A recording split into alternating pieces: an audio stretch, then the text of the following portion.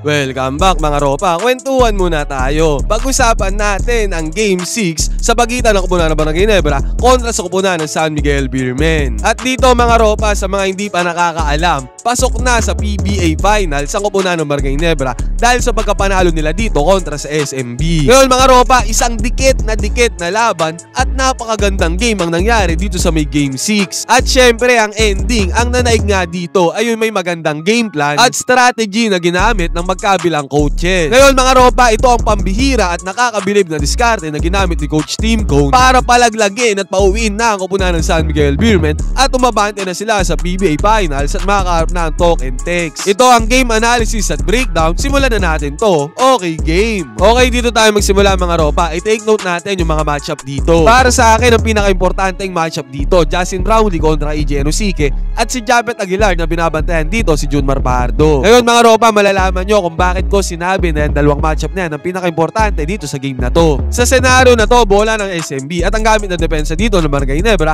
ay man-to-man defense. Sabi ko nga, matchup dito, EJ Enosike kontra kay Justin Brownlee. Take note mga ropa, tong game na to pinanood ko ng buo at napansin ko dito na hindi kayang salaksakan ni EJ Enosike ang depensa ni Justin Brownlee. At the same time mga ropa, bukod sa napakagandang depensa ni Justin Brownlee kay EJ Enosike na nahihirapan si EJ Enosike na lusutan, pag naman nakalusot na si EJ Enosike sa depensa ni Justin Brownlee, ang daming help na sumasalubong kay EJ Enosike. Ngayon mga ropa, nagset nga ng screen si Marshall Lassiter dito sa may ibabaw at nakuha niya naman dyan ang depensa ni Justin Brownlee ng bahagya. At ang ginawa nga ni EJ Enosike, dahil nagkaroon siya ng espasyo para salaksakan ang depensa ng Ginebra dito, sinulit niya ang pagkakataon na yan pero di siya binigyan ng Barangay Ginebra dito na magandang tira or madaling tira. Although it's a foul naman kaya okay lang kay Enosike, pero makikita natin dito nahirap talaga si Enosike na makapunta doon sa may ring or makasalaksak doon sa ring. Ngayon mga ropa, isa to sa diskarte ni Coach Tim Cone. Pagdating kay EJ Enosike at Junmar Fajardo, yung health defense sila sa dalawang to ay sobrang higpit. Tipong kinukuyog nila ang dalawang to pag nakahawak na ng bola or nakasalaksak na doon sa may pain. Ito another one mga ropa, kay Junmar Fajardo naman. Ang nagmamando ng bola dito para sa Koponan ng San Miguel Beermen ay si CJ Perez. Pansinin natin na spread out naman yung floor para sa Koponan ng San Miguel Beermen at ang primary goal talaga ng San Miguel Beermen every possession ay may pasa yung bola kay Junmar Fajardo dun sa pain. Ngayon mga ropa, ang offense dito ng SMB spread out yan. Kung tutusin, kayang-kaya nilang paratingin ang bola kay Junmar Fajardo dun sa may ilalim. Pero pansinin natin yung ball denial na ginagawa dito ni Japet Aguilar. Take note mga ropa, second quarter pa lang to ha, pero buong game ganyan ang ginawa ni Japet Aguilar kay Junmar Fajardo. Eto, tignan natin si CJ Perez. Talagang sinusubukan niyang ibigay yung bola dito kay Junmar. Nandito yung nag-high screen na si Junmar Fajardo para sana sa pick and roll pero na-deny pa rin ni Japet Aguilar. Kaya ang isang option, di niya napasa yung bola kay Junmar Fajardo. Option niya dyan, ibigay kay Jericho Cruz. And then nag-reset sila. Kasi nga ang main goal nila dyan, ibigay yung bola kay Junmar Fajardo. Pero na-deny sila. Ito another one, nag-reset nga sila. At ang bantay na dyan ay si Maverick Amnesia. Ang ginawa ni CJ Perez dito ay sumubok ulit siya na ibigay ang bola kay Junmar Fajardo. Pero again, access denied dahil kay Maverick Amnesia. At syempre sa ginagawa ni Japet Aguilar, na pag-deny ng pasa dito mula kay CJ Perez, hindi magkaroon si CJ Perez ng magandang look dito para maibigay ang bola kay Junmar Fajardo dun sa ilalim. Kaya ang naging option niya ulit dito, ibigay kay Jericho Cruz ang bola. Dahil paubos na ang shot clock ng SMB dyan mga ropa, no choice na si Jericho Cruz kundi gumawa ng tira. Inatake niya dito ang depensa ni Scotty Thompson. Naipagpag niya nga dyan si Scotty Thompson, pero mintes naman ang tira ni Jericho Cruz. Ngayon mga ropa, successful defense yun para sa Barangay Ginebra. Although nakatira nga si Jericho Cruz sa may mid-range, still ang goal kasi nila at ang game plan nila ay i-deny ang pagpasa kay Junmar Fajardo dun sa may ilalim. At na-execute at nagawa nila ng maayos yun. Mas okay na sa Barangay Ginebra na magkaroon ng ibang tira ang San Miguel Beermen imbes na makatira si Junmar Fajardo dun sa may ilalim. Yan ang ginawang pambihirang diskarte ni Coach Tim Cone dito sa Game 6 mga ropa. Take note mga ropa, in terms of defense to ha. Sa kabilang banda, sa opensa, may nakakabilib at nakakabangang diskarte din si Coach Tim Cone. Tatalakayin at hihimayin din natin yun. Ito mga ropa, again, isa pa, papakita ko sa inyo. This time wala si Japet Aguilar sa may loob at si Justin Brownlee nga ang center na ginawa ni Coach Tim Cone dito. Ibig sabihin, si Justin Brownlee naman ang naka-assign kay Junmar Fajardo sa depensa. Different player ang bumabantay dito kay Junmar Fajardo pero same game plan. Still ball denial pa rin ang ginagawa ni JB32 dito na iniwan na trabaho ni Japet Aguilar. Take note mga ropa, pinanood ko nga ng buo tong game at limited touches lang talaga ang nagawa ni Junmar Fajardo dito para sa opensa ng San Miguel Beermen. Talagang nalimitahan ng Barangay Ginebra ang paghawak ni Junmar Fajardo ng bola doon sa may paint. At dito nga sa pagkakataon na to mga ropa, pansinin natin na napapaturo pa nga si Junmar Fajardo na ipasa yung bola dun sa kabila at wag sa kanya kasi alam niya talaga kayang-kaya siyang i-deny sa bola ni JB32 at wala talagang pasang mangyayari at maaari pang maistilan sila ng Barangay Nebra kung ipapasa sa kanya ang bola. At dito nga sa possession na to mga ropa, pinilit pa rin ang San Miguel Beermen na papasukin ng bola kay Junmar Fajardo. Balasa ng bola ni Iggy Onosigi kay CJ Perez. Tumingin pa ng opportunity dyan si CJ Perez para may pasa ang bola kay Junmar pero wala talaga. Pinasa niya naman ngayon kay Chris Ross. Ngayon si Chris Ross, ang bilis ng pagkakapasa niya dito kay Junmar Fajardo. Touch pass lang ang kanyang ginawa. Good pass sana to pero again yung ball denial ni Justin Brownlee kay Junmar Fajardo. Napakahigpit. Yan na nga yung sinasabi ko mga ropa. Kaya nga napapaturo si Junmar Fajardo na wag ipasa sa kanya yung bola kasi alam niyang ganito ang mangyayari na tendency. Natapik lang ni Justin Brownlee ang bola at muntikan pang masnil ng Barangay Nebra ang bola sa SMB dito. Nag-end up naman ang bola kay Chris Ross at binigay niya yan kay Lassiter. Tinira niya sa 3-pointer pero basket is not good para kay Marshall Lassiter. Turnover pa rin ang kinalabasan. Again, ang ball denial kay JMF dun sa may paint ay sobrang commendable para sa puna ng Barangay Gene Kings. Take note ulit mga ropa, papaalala ko lang. Ball denial ng Barangay Nebra kay Junmar Fajardo. Buong game ganyan ang ginawang diskarte ni Coach Tim Gon at kumuna ng Barangay Nebra kay JMF. Ngayon napansin ko dito na kapag hindi nakakahawak itong si Junmar ng bola sa may opensa, halos nagkakanda leche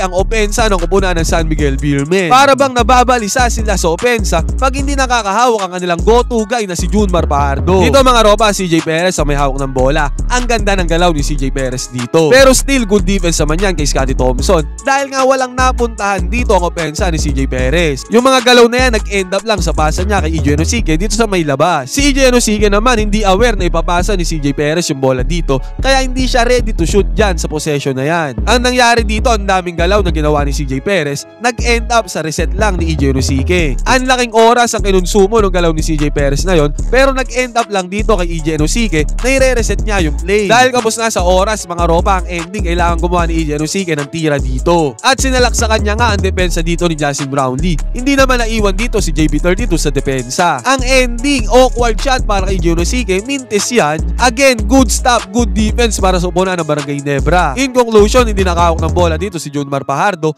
Ang gulo ng opensa ng opona ng San Miguel Beermen pag nangyayari yan. Ito mga ropa, another one. CJ Perez ulit ang bumando sa ibabaw at binabantayan siya dyan ni Stephen Holt. At this time, binalik na sa lineup dito ni Coach Tim Cone si Japet Aguilar. Again, ang higpit ng depensa ni Japet dito kay Junmar Fajardo. Deny na deny ang bola, hindi makakapasok sa kamay ni Junmar. Ang naisip ni CJ Perez dito ay humingi ng screen kay Junmar Fajardo. Makikita natin dito yung senyas si CJ Perez na hiningi niya ang tulong ni Junmar Fajardo dito sa may screen. Pwede silang mag-pick and roll ni Junmar Fajardo dito. Another option yon para maibigay yung bola kay JMF. At ganun na nga nangyari mga ropa, nag-set na ng screen si Junmar Fajardo dito sa may ibabaw. Pero again, brilliant play talaga dito sa mga players ng Nebra. At syempre kay Coach Tim Cone dahil kahit nag-set ng screen dito si Junmar Fajardo, hindi nag-send ng double team dito si Japet Aguilar kay CJ Perez. Kasi nga ang priority nila dito ay si Junmar Fajardo. Wala silang pake kahit tumira pa si CJ Perez dyan, sumalaksak sa dyan, or ma-open man sa 3-pointer yung ibang players ng San Miguel Beermen. Ang sa kanila lang talagang hindi makahawak ng bola itong si Junmar Fajardo. Kaya nga kahit umiscreen dito si Junmar Fajardo, hindi nag-send ng double team dyan si Japet Aguilar para pigilan ang opensa dito ni CJ Perez. Dahil nandito pa rin naman si Scottie Thompson para mag-close out kay CJ Perez. Ang tendency nito, narangan ni Scottie Thompson ang sasalaksakan ni CJ Perez. At the same time, nawalan din ng option si CJ Perez sa pick and roll niya kay Junmar Fajardo. Kasi hindi naman talaga kaya tumakbo ni Junmar Fajardo dyan sa may pick and roll. Nandyan si Japet Aguilar sa kanya, hindi siya inalisa ni Japet. Ang isang option ni CJ Perez dito ay pasa yung bola dito sa may 3-pointer. Pero kung sakaling may pasa niya yung bola dyan, pansinin natin si Stephen Holt dito. Patakbo agad si Stephen Holt dun sa may corner 3-pointer para i-close out sana dyan kung may pasa ni CJ Perez. Pero dito nga na-intercept ni Scottie Thompson ang bola. Ang bilis dito ni Stephen Holt, siya pa nakakuha dyan ng loose ball. Kaya ang tendency, good defense para sa opona ng Barangay at nagkaroon pa sila ng opportunity dyan para pumas break. At yung player na naka-intercept dito kay CJ Perez na si Scottie Thompson, ang bilis nandun agad sa kabila. Pasa ni Stephen Holt kay Scottie Thompson dun sa kabila,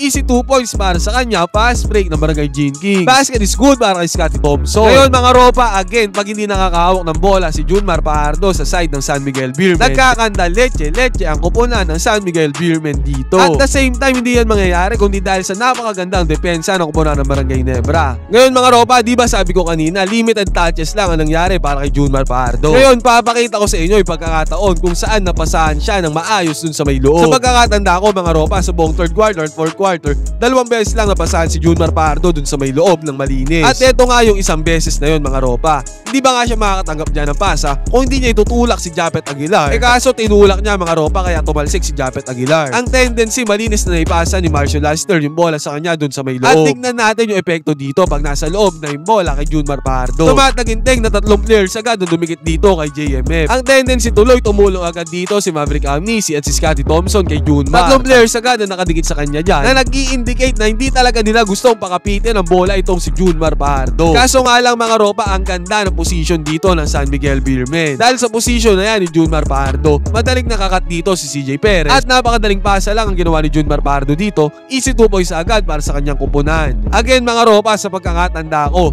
2 ball touches lang ang nangyari kay Junmar Fajardo doon sa may paint na malinis na naipasa sa kanya yung bola sa loob. At isa na nga to dun sa isang beses na yun. At ang nangyari agad ay easy 2 points agad para sa kupunan ng San Miguel Beermen. Ganon kadelikado at kaayaw ng Barangay Nebra na mangyari to. Kasi nga, easy 2 points agad na nangyayari at naibibigay ni Junmar Fajardo para sa kupunan ng San Miguel Beermen. Dito mga ropa, pakitaan ko naman kayo ng konting possession ng Barangay Nebra na ginamit nilang diskarte dito. Sa pagkakataong to, nilabas ni Coach Shore Galen si Junmar Fajardo. Pero naiwan naman sa loob si Japet Aguilar para sa kupunan ng Barangay Nebra. Ngayon mga ropa, walang malaki, walang Junmar Fajardo. Kinapitalize yan ni Coach Tim Cone at ng mga players ng Barangay Nebra. Agaran nilang hinanap si Japet Aguilar doon sa may paint, doon sa may ilalim, parang ginagawa ng San Miguel Beermen kay Junmar Fajardo na hinahanap din nila ito sa paint. Pero ang pagkakaiba, hindi handa ang kupunan ng San Miguel Beermen sa ganitong depensa. Hindi nila napaghandaan to na kapag wala si Junmar Fajardo doon sa may loob, kayang-kayang gawin ni Japet Aguilar yung ginagawa naman ni Junmar Fajardo sa kupunan ng Barangay Nebra. Mismatch na mismatch tuloy ang nangyari dito kay Japet Aguilar kay Don Trollano. Commendable ang ginawa na pasa ni Ralco dito, high